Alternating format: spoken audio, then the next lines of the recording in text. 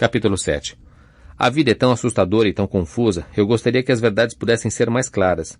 Não há nada assustador na vida, se você não se preocupar com os resultados. O senhor quer dizer, se eu não desejar coisa alguma? É isso mesmo. Escolha, mas não deseja. Isso é fácil para as pessoas que não têm ninguém dependendo delas, e quando se tem mulher e filhos. O caminho do chefe de família sempre foi muito difícil, talvez o mais difícil. Como você diz, é fácil não desejar coisa alguma quando você é só. É natural quando há outras pessoas que ama desejar apenas o melhor para elas. É duro quando você não pode dar-lhes tudo o que deseja, uma casa bonita, roupas decentes e comida suficiente. Eu me sinto como se lutasse há 20 anos para equilibrar o orçamento. E ainda assim nada possuo. Você quer dizer em termos materiais? Quero dizer em termos apenas das coisas muito simples, básicas que um homem gostaria de proporcionar à sua esposa e a seus filhos. Eu entendo. Você considera seu dever proporcionar-lhes estas dádivas. Imagina que esse é o seu objetivo na vida. Eu não sei se colocaria isso dessa forma. Esse não é o meu objetivo na vida, mas seria bom se pudesse ser pelo menos um subproduto dele. Bem, então vamos voltar um pouco. Qual você pensa que é o seu objetivo na vida? Essa é uma boa pergunta. Tive muitas respostas diferentes para ela ao longo dos anos. Qual é a sua resposta agora? É como se eu tivesse duas respostas para essa pergunta. A resposta que eu gostaria de ter e a que estou tendo. Qual a que gostaria de ter? Eu gostaria que o objetivo da minha vida fosse a evolução da minha alma, expressar e experimentar a parte de mim que aprecio mais. A que me faz ter compaixão, paciência e sabedoria, dar e ajudar, perdoar e amar. Parece que você andou lendo este livro. Sim, é um belo livro, em um nível esotérico, mas estou tentando descobrir como pôr em prática os seus ensinamentos. A resposta para a sua pergunta, que eu considero a real em minha vida, é que o meu objetivo é a sobrevivência diária. Ah, e você acha que um fato exclui o outro? Bem, acha que o esotérico exclui a sobrevivência? A verdade é que eu gostaria de fazer mais do que apenas sobreviver. Tenho sobrevivido todos esses anos e observo que ainda estou aqui, mas gostaria que a luta pela sobrevivência terminasse. Vejo que apenas me arranjar no dia a dia ainda é uma luta. Eu gostaria de fazer mais do que apenas sobreviver. Gostaria de prosperar. E o que você diria que é prosperar? Ter o suficiente para não me preocupar a respeito de onde virá o meu próximo centavo. Não ter de me estressar apenas para pagar o aluguel ou a conta de telefone. Quero dizer, odeio ser tão materialista, mas estamos falando da vida real. Aqui. Não da vida espiritual maravilhosa e romântica de que o Senhor descreve em todo este livro. Estou percebendo um pouco de raiva aqui. Não é tanto raiva, é mais frustração. Eu me dedico ao plano espiritual há mais de 20 anos e veja onde isso me levou. Estou à beira da falência. Agora acabei de perder o meu emprego e parece que o fluxo de caixa parou novamente. Estou ficando cansado da luta, tenho 49 anos e gostaria de um pouco de segurança na vida para poder dedicar mais tempo aos assuntos de Deus, à evolução da alma, etc. É aí que o meu coração está, mas não é onde a minha vida me permitir. Bem, você disse algo muito importante e acho que falou em nome de muitas pessoas quando partilhou essa experiência. Vou responder a sua verdade com uma frase de cada vez, para que possamos encontrar facilmente a resposta e analisá-la. Você não se dedica ao plano espiritual há 20 anos, mal chegou perto desse plano. A propósito, isso não é uma crítica, mas apenas uma constatação da verdade. Eu reconheço que durante 2 décadas você o contemplou, entreteve-se com ele, experimentou-o de vez em quando, mas só notei o seu verdadeiro, o mais verdadeiro compromisso com o plano espiritual recentemente. Vamos deixar claro que dedicar-se ao plano espiritual significa dedicar toda a sua mente, todo o seu corpo e toda a sua alma ao processo de criar-se à imagem e semelhança de Deus. Esse é o processo de realização pessoal sobre o qual os místicos, esse é o processo de realização espiritual sobre o qual os místicos orientais têm escrito. É o processo de salvação ao qual grande parte da teologia ocidental tem se dedicado. Esse é um ato de consciência suprema, praticado dia a dia, hora a hora e momento a momento. É uma nova escolha a cada instante, uma criação contínua, consciente, com um objetivo. É usar os meios de criação que já discutimos com consciência e intenção sublime. Isso é dedicar-se ao plano espiritual. Agora, há quanto tempo você se dedica a esse plano? Ainda nem comecei a me dedicar.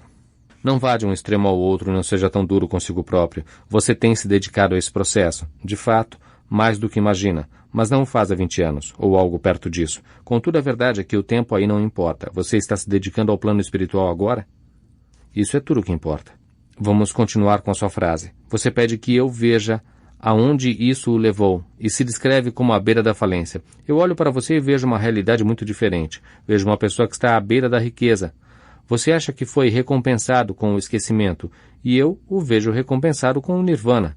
Mas é claro que muita coisa depende do que você considera como sua recompensa e do objetivo que pretende atingir com o seu trabalho. Se o objetivo da sua vida é obter o que chama de segurança, eu entendo por que acha que está à beira da falência. Entretanto, até mesmo essa avaliação é discutível, porque a minha recompensa atrai para você todas as coisas boas, inclusive a experiência de se sentir seguro no mundo material. Minha recompensa, o pagamento que você recebe quando trabalha para mim, fornece muito mais do que conforto espiritual. Você também pode ter conforto material.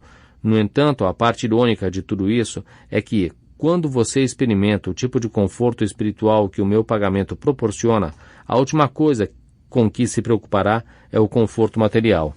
Você não se preocupará mais nem mesmo com o conforto material dos membros da sua família, porque quando atingir um nível de consciência de Deus, compreenderá que não é responsável por nenhuma outra alma humana, e que, embora seja louvável desejar que todas as almas vivam confortavelmente, cada uma delas deve escolher, está escolhendo o seu próprio destino neste momento.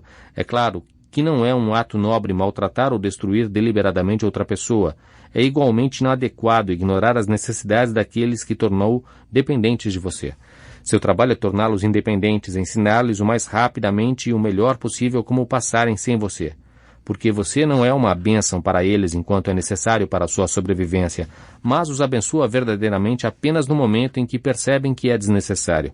Do mesmo modo, o melhor momento para Deus é aquele em que você percebe que não precisa de um Deus. Eu sei. Isso é o oposto de tudo o que já lhe ensinaram. Não obstante, seus mestres lhe falaram sobre um Deus rancoroso e ciumento que precisa se sentir necessário. E esse não é, de modo algum, um Deus, mas um substituto neurótico para o que seria uma divindade. O verdadeiro mestre não é aquele que tem mais discípulos, mas aquele que forma mais mestres. O verdadeiro líder não é aquele que tem mais seguidores, mas aquele que forma mais líderes. O verdadeiro rei não é aquele que tem mais súditos, mas aquele que confere dignidade real a mais pessoas. O verdadeiro professor não é aquele que tem mais conhecimento, mas aquele que o transmite a mais alunos. E o verdadeiro Deus não é aquele que tem mais servos, mas aquele que serve mais, tornando assim deuses todas as outras pessoas.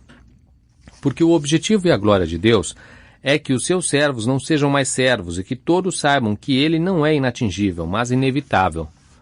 Gostaria que você pudesse compreender isto, que a felicidade do seu destino é inevitável. Você não pode deixar de ser salvo. Não existe inferno a não ser o que provém do desconhecimento desse fato. Então agora, como pai, marido e ente querido, tente não tornar o seu amor uma cola que gruda, mas um ímã que a princípio atrai. Depois vira ao contrário e repele, para que aqueles que são atraídos não comecem a achar que precisam grudar em você para sobreviver. Nada poderia estar mais longe da verdade. Nada poderia ser mais prejudicial para eles. Deixe o seu amor impulsionar os seus entes queridos para o mundo e para a experiência completa de quem eles são. Dessa forma você realmente os amará. O caminho do chefe de família é um grande desafio. Há muitas distrações, muitas preocupações terrenas. O místico não se preocupa com nada disso. Alguém lhe leva o pão, a água e a humildade esteira onde se deitará.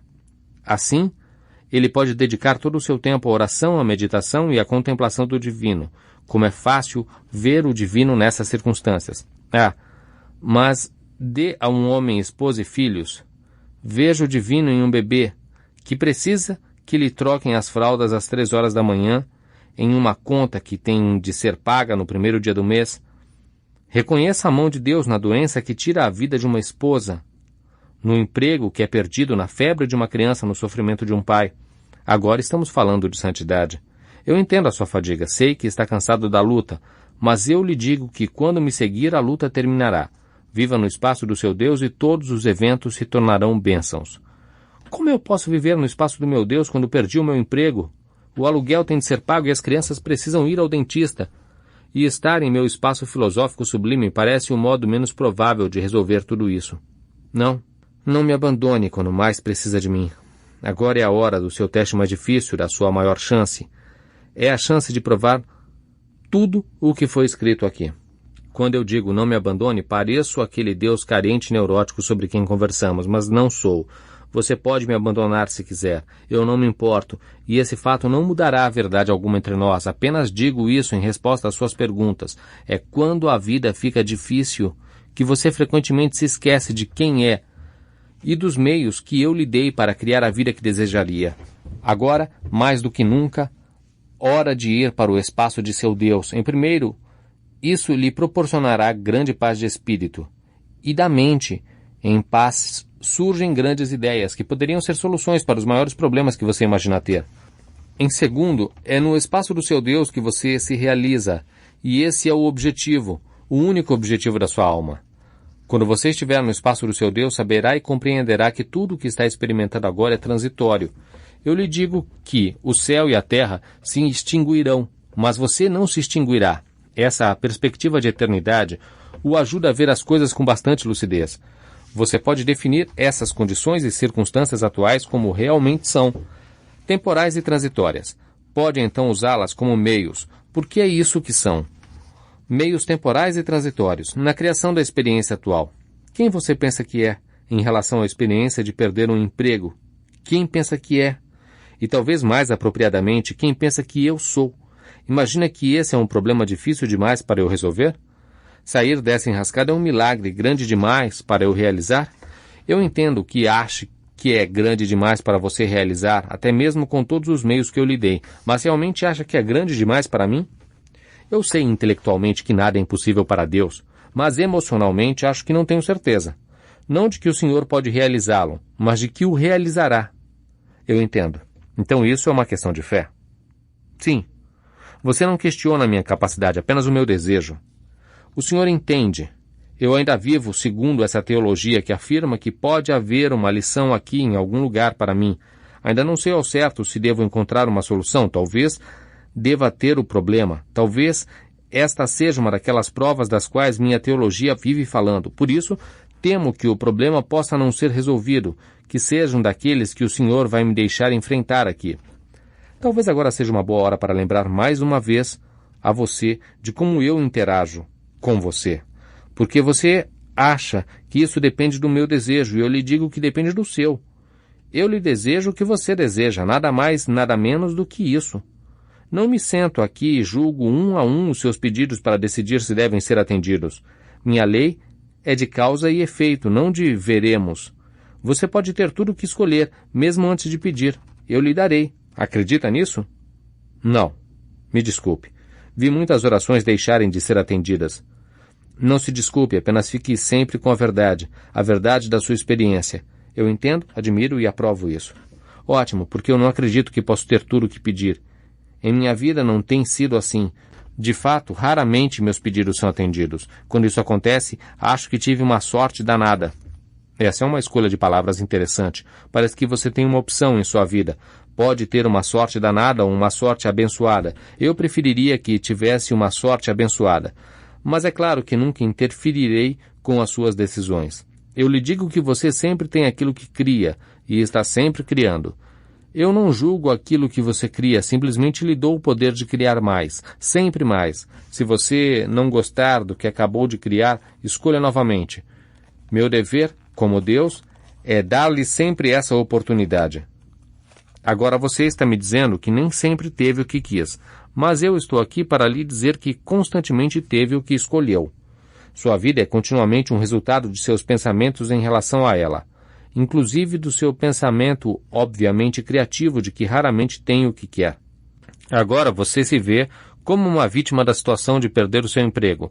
Contudo, a verdade é que não mais escolheu esse emprego, parou de acordar de manhã, antegozando o dia e começou a acordar com medo, parou de se sentir feliz com o seu trabalho e começou a não gostar do que fazia, até mesmo começou a fantasiar que tinha outra atividade.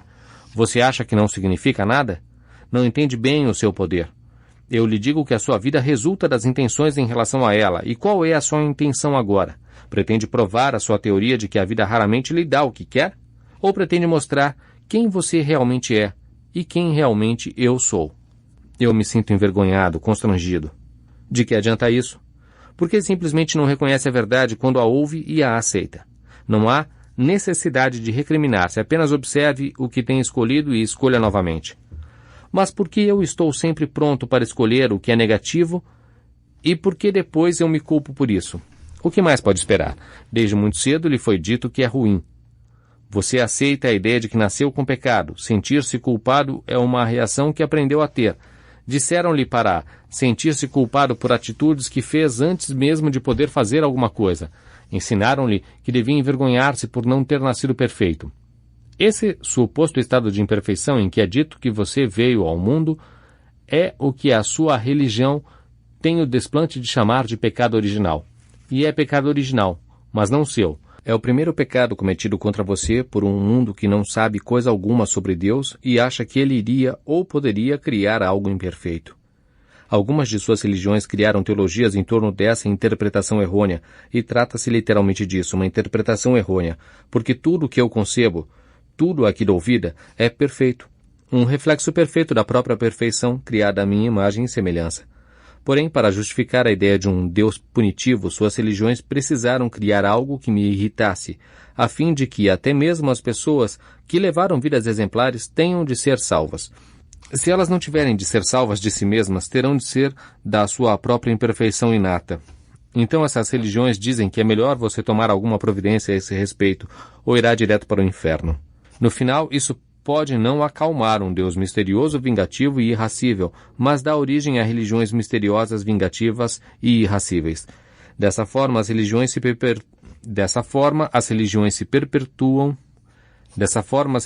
perpetuam e o poder é concentrado nas mãos de poucos, em vez de nas mãos de muitos.